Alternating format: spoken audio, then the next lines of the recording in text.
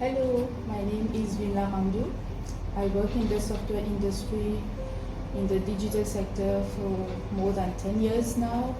I have been doing project management since 4 to 5 years. And why PMP is because I wanted to know the best practice and what PMI is offering in terms of project management, so that I can apply it in my workplace and I can be the one to apply. No, it's not really.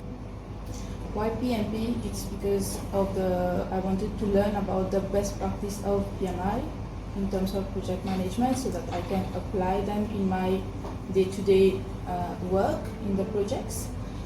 And for the last 4 days, I have really enjoyed the sessions, which was very rich, and with the team and with Gila, it was outstanding. Thank you.